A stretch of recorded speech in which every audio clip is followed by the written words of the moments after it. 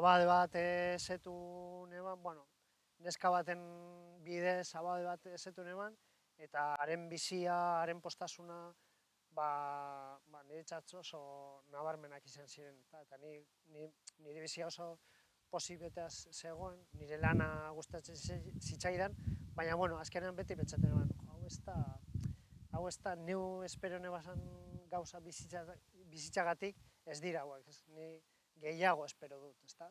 Eta azkenean hori gehiago, abade horretan ikusi neban, eta, bueno, hasi izan apurke bokazio hori buruz galderak sortzen, eta, bueno, baietz esan dakoan, beti pentsatu izan eban, ona Bilbora etortzaz. Ze hemen nire familia zegoen, hau nire lurraldea da, hemen be hau nire lesa hau sentitzen dut, eta, bueno, handik Madridetik seminara etorri nintzen.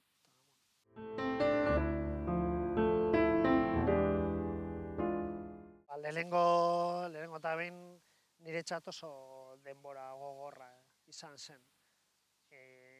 35 urtegaz Bilbot, bueno, Madriletik etorri nintzen, han Madrilen bakarrik bizi nintzen nire etxean, nire bizitza egiten nuen, eta, bueno, hemen beste bizitza askoz ere ezberdina, ez da?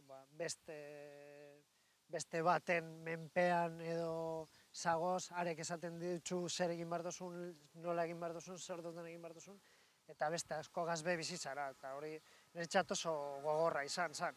Eta gero deustura bueltatu, ere oso momentu gogorra izan zen, zen nik deustun ikasi neban zuzen bidea 18 urtekin, eta 36 urtekin deustera bueltatzea, niretzat barrutan oso momentu gogorra izan zen.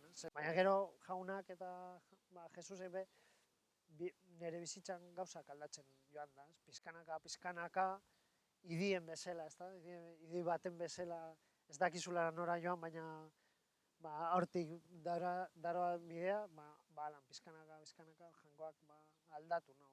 Ni ikusten dut, nire bihotza aldatu duela, eta nire barnea be aldatu duela, eta hortik aurrera, hasieran oso gogorra izan zen seminario aldia, baina gero oso postasun handiagaz bizi izan dut.